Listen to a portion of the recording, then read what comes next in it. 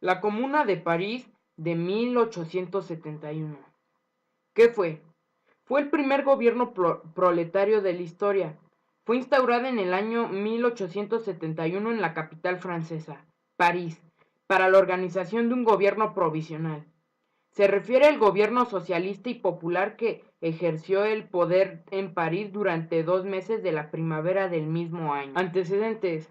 En el año de 1789 surgió la Revolución Francesa. En estos años se produjo el principio del fin del Estado absolutista con privilegios feudales, el llamado Antiguo Régimen.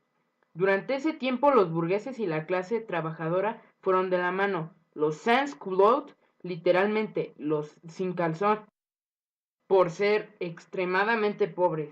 Fueron decisivos en el apoyo de los jacobinos frente a la presión de las potencias monárquicas europeas y los contrarrevolucionarios en cuanto al liberalismo aseguró el poder no tardó en reprimir durante esta nueva mano de obra, nacida de la impaciente revolución industrial. Por primera vez las clases populares aparecen como un nuevo elemento de las distintas políticas. Al final Napoleón Bonaparte apareció como salvador de la revolución y, aunque al final se proclamó emperador, expandió la revolución liberal por toda Europa. Revolución de 1830 y 1848. En julio de 1830, París se convirtió en el epicentro revolucionario de Europa en febrero de 1848. Fueron hechos que dieron una enorme amplitud a los movimientos liberales de Europa. Tras la Revolución de Julio, los franceses tenían una monarquía burguesa que se regía bajo una nueva carta establecida en 1830. Era normativa mucho más liberal, ampliaba el régimen electoral y suprimía el carácter hereditario de los pares. Fue un periodo en el que la burguesía era la más beneficiada de toda esta política. El Parlamento francés estaba dividido en numerosos partidos. Por un lado, los conservadores y los liberales que apoyaban la solución monárquica. Por otro lado, los legitimistas, los republicanos y los bonapartistas tenían como líder a Luis Napoleón. Entre el 8 de julio y el 25 de diciembre de 1847 se celebraron 70 banquetes en toda Francia por los radicales y los demócratas para pedir la libertad de reunión y de expresión, así como una reforma electoral que erradicase el sufragio censitario en favor del sufragio universal. 22 de febrero, el primer ministro Guinzot prohibió que los organizadores realizaran nuevo banquete. En el diario republicano Le National, Armand Marrast hizo un llamamiento a la ciudadanía para que salieran a la calle a protestar por estas vulneraciones de la libertad. Este manifiesto fue clave para las movilizaciones que se produjeron en la Plaza de la Concordia el 23 de febrero. Las manifestaciones continuaron, se levantaron barricadas por todo París y la Guardia Nacional se unió a los exaltados. El monarca, temiendo una grave revuelta, optó por aportar a Guizot. No obstante, era demasiado tarde. La tropa había disparado y herido a 50 personas.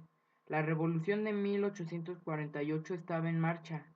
En poco tiempo se fue cayendo todos los fuertes monárquicos. El 25 de febrero de 1848, Luis Felipe proclamó la Segunda República Francesa.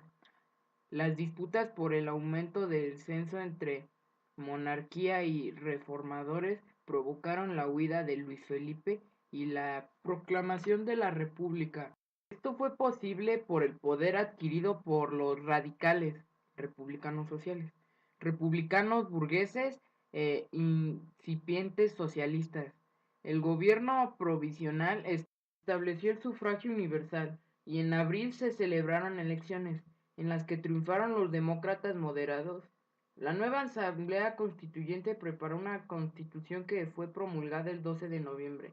El poder ejecutivo quedaba encarnado en un presidente elegido por sufragio universal. mientras el legislativo correspondía a una asamblea única. En diciembre fue elegido presidente Luis Napoleón Bonaparte, sobrino del emperador Napoleón, un giro moderado a la revolución. La caída del Segundo Imperio francés de Napoleón III dio lugar a la formación de un gobierno provisional de defensa nacional.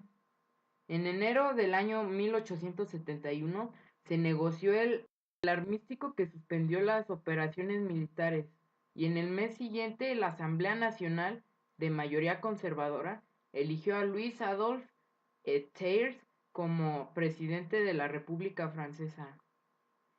A él le tocaría negociar la rendición francesa para reprimir el gobierno comunero parisino. El Tratado de Frankfurt entre Francia y Prusia estipulaba cesión de las provincias de Alsacia y Lorena a Prusia, pago de una gran indemnización de guerra a favor de Prusia, ocupación de Francia por las tropas prusianas hasta el pago de las indemnizaciones. La Comuna.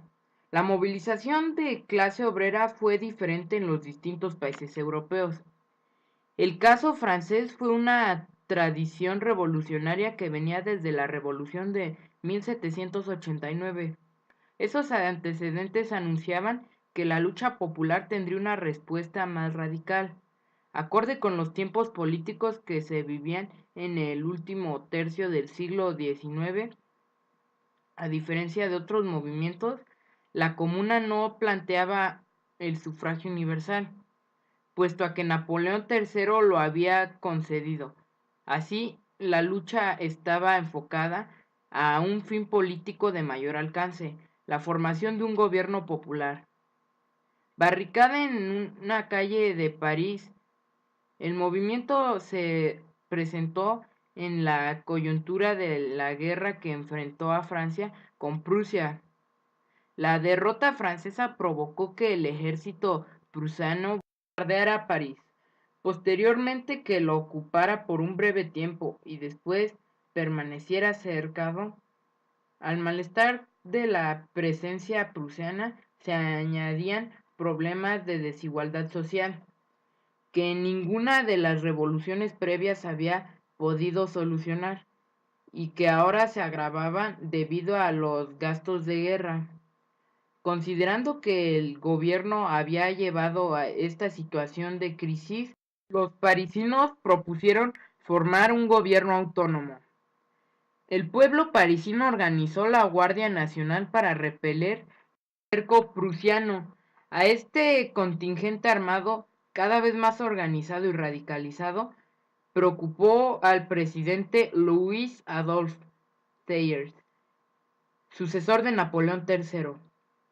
Este ordenó retirarle las armas y al encontrar que el pueblo se negaba a entregarlas, ordenó a su ejército disparar a la gente. Sin embargo, las tropas gubernamentales desobedecieron la orden y se unieron a la Guardia Nacional. La extensión del levantamiento obligó al presidente Thiers a abandonar París y el gobierno de la ciudad quedó bajo la Guardia Nacional. Se organizaron de inmediato las elecciones para designar a la Comuna 26 de marzo. De estas elecciones nació el Concilio Comunal, que era el grupo de gobierno. El concilio estaba integrado por 92 personas, entre las que había trabajadores, profesionales, activistas políticos y gente de distintas tendencias políticas como socialistas, jacobinos y reformistas republicanos. La comuna logró llevar a cabo acciones a favor de los pobres, como fue: la policía fue abolida y sustituida por la Guardia Nacional. La educación se convirtió en obligatoria, gratuita y laica para hombres y mujeres.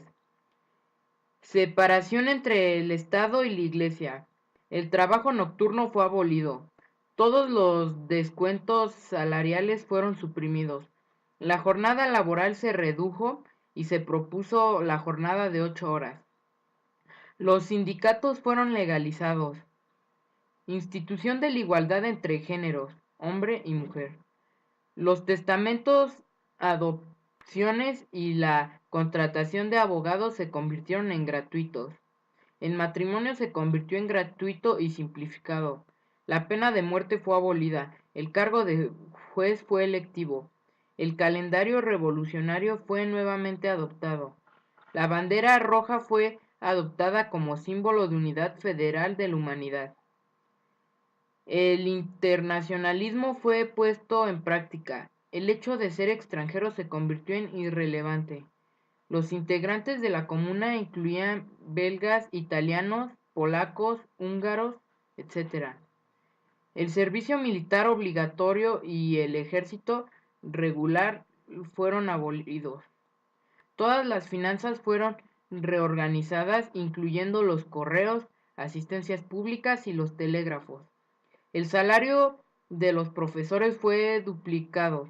El gobierno comenzó el ataque a la comuna desde el 2 de abril y para el 21 de mayo el ejército estatal ya había entrado a París y recuperado a algunos distritos. El ejército disparó contra gente indefensa, tomó prisioneros a muchos y se les fusiló de inmediato. A pesar de la fuerte resistencia de los distritos obreros, el 28 de mayo el ejército recuperó París. Lo que siguió fue una tremenda persecución a todos los que apoyaron a la comuna. En las semanas posteriores a la derrota, las detenciones y fusilamientos fueron el pan de cada día. Muchos fueron juzgados y se les condenó a trabajos forzados. Otros fueron deportados temporalmente y algunos de por vida. En 1899 se otorgó una amnistía general a quienes aún estaban en la cárcel. Conclusiones. Durante el año de 1871 existió una explotación para la clase más baja de esta época, es decir, los obreros. Los comunistas tenían como símbolo una bandera roja, la cual era el escudo para decir que se oponían al gobierno de defensa nacional, que se instauró en el Palacio de Versalles, presidido por Adolf Thiers. La comuna se oponía a cualquier señal de imperialismo, y a partir de esta premisa supusieron en marcha varias medidas. El ejército y la policía fueron reemplazados por la Guardia Nacional, integrada por ciudadanos comunes como artesanos, jornaleros y otras profesiones. Los cargos públicos eran sometidos a elección popular y regían por el principio de revocatoria de mandato. Dejaron de impartir clases de religión en los colegios, por tratarse de un tema de decisión personal. Las fábricas abandonadas fueron ocupadas por los trabajadores. Las viudas y huérfanos de la Guardia Nacional fueron reivindicados como pensiones. Sin embargo, la represión gubernamental acabó violentamente con el esfuerzo anticapitalista, hasta registrarse un intenso combate dentro de París que tuvo su final el 28 de mayo de 1871. La comuna constituía un riesgo para las cúpulas de poder que rodeaban a Francia, pues estaba en peligro el poder de políticos y emperadores en Europa, lo que representa un hecho inédito en el proletariado europeo.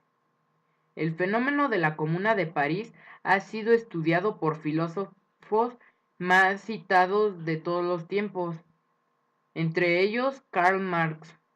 Consideraba que los comuneros perdieron demasiado tiempo en la organización de elecciones, periodo que pudo invertirse en acabar por completo con el capitalismo que imperaba en Versalles. El Banco Nacional de Francia, cuna del capitalismo, está ubicado en París. Sin embargo, la comuna no tomó posesión de esta institución ni de sus recursos.